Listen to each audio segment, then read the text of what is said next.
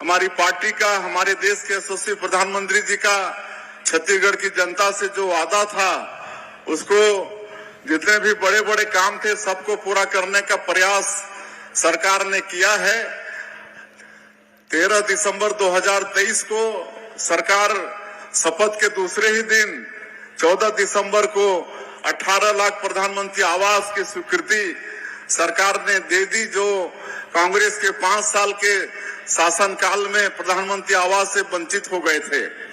और भारत सरकार भी एक बार 847,000 प्रधानमंत्री आवास दे चुकी है, जिसमें आज गृह प्रवेश भी हम लोग जगह जगह जाकर करा रहे हैं।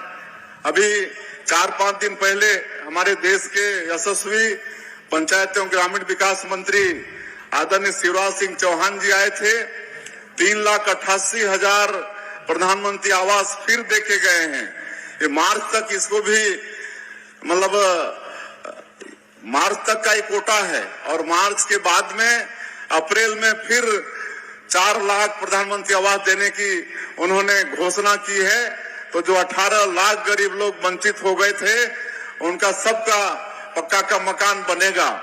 और एक चीज और वो कह के गए हैं, अब आवास प्लस 2024 का सर्वे भी शुरू हो गया है।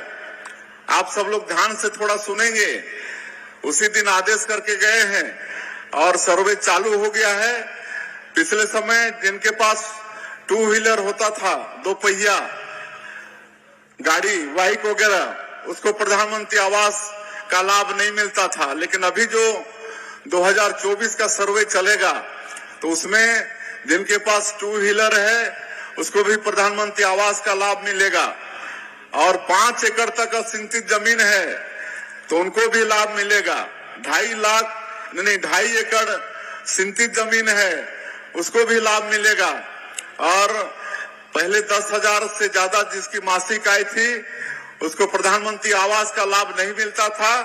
लेकिन अभी 24 के सर्वे में जो जिनका नाम जुड़ेगा, तो उसमें 15,000 मासिक आय तक भी अपना नाम जुड़वा पाएंगे।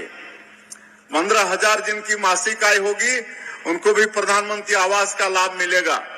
और एक चीज और हम बता रहे हैं आप लोगों को कि अब पंचायत और ग्रामीण विकास मंत्रालय, भारत सरकार एक ऐसा ऐप डेवलप किया है जिसको आप लोग अपने मोबाइल में डाउनलोड करेंगे और आधार कार्ड होगा तो आप उसमें अपना सर्वे स्वयं करा पाएंगे। कोई दफ्तर में जाने की आवश्यकता नहीं होगी, कोई अधिकारी का आपको राह देखना नहीं पड़ेगा। आपके मोबाइल में आप घर बैठे अपने आप पंजीयन भी करा पाएंगे। ऐसा इस समय व्यवस्था हुआ है। बाकी किसानों का भी हम लोग वादा पूरा किए हैं और इस साल और ज्यादा धान की संभावना है, क्योंकि बारिश अच्छी हुई है।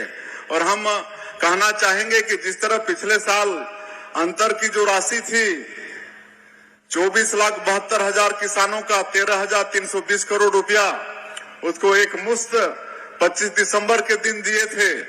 हमारे छत्तीसगढ़ के निर्माता सधे अटल बिहारी वाजपेयी जी के जन्म जयंती के दिन हम लोग दिए थे, सुशासन दिवस के दिन। तो इस साल भी जैसे ही ये धान की खरीदी समाप्त होगी और पूरा हिसाब किताब सरकार के पास आ जाएगा, तो 1 सप्ताह के अंदर जो अंतर की राशि होगी 27 लाख किसानों के खाते में भेज दिया जाएगा। इस साल 27 लाख किसान पंजीकृत हुए हैं, तो उनके खाते में एक मुश्त अंतर की जो राशि है उसको भेजने का काम करेंगे। और तेंदुपत्ता का कीमत भी बढ़ाए हैं, आप सबको मालूम है।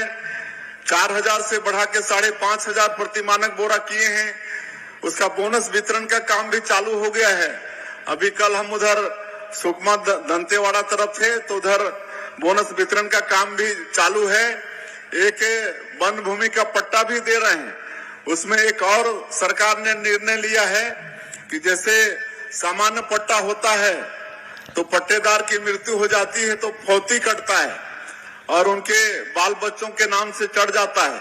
उसी तरफ से अब ये वन भूमि का पट्टा में भी फौती कटेगा अगर जिसके नाम से पट्टा है, अगर वो स्वर्गवासी हो गए तो उनके बच्चों के नाम से वो पट्टा चढ़ जाएगा।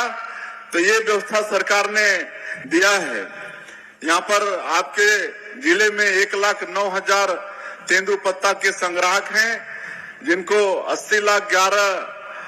80 करोड़ 11 लाख रुपया का राशि जो पिछले साल बेचे हैं उतना दिया जा चुका है। महतारी बंधन योजना में 2,13,000 हमारी माता बहनों को आपके जिले का मैं बता रहा हूँ 1,97 करोड़ रुपया अभी तक उनके खातों में सरकार दे चुकी है। तो इस तरह से मोदी की गारंटी को पूरा करने का ये सरकार प्रयास कर रही है। और बाकी आज कई कार्यक्रम हैं, लेट हो रहे हैं, बाकी सब जानते हैं आप लोग कि मोदी की गारंटी का सभी काम को हम लोग साए पूरा कर रहे हैं कि नहीं? सब काम साए हो रहा है। और पीएससी घोटाला की भी बात हुई थी। हमारे प्रधानमंत्री जी बोले थे कि हमारे छत्तीसगढ़ के युवाओं के भविष्य के साथ जो खिलवाड़ हुआ था उसकी जांच होगी और दोषीदार दंडित होंगे। आप सबको मालूम है कि उसकी भी सीबीआई जांच कर रही है और जो भी दोषीदार हैं वो जेल जाना शुरू कर दिए हैं। तो इस प्रदेश में कोई भी घोटालेबाज होगा तो उसको छोड़ा नहीं जाएगा। अभी एक पहले के प्रदेश का एक मंत्री दारू घोटाला में उसकी जांच चल रही है, मालूम है कौन है वो मंत्री? और उसको जब पूछताछ हो रही है तो बोलता है मैं तो अनपढ़ हूँ, अधिकारी लोग जैसा बोले वैसा दस्तखत कर दिया। तो ये हाल पिछले सरकार में था, अनपढ़ भी मंत्री थे पिछले सरकार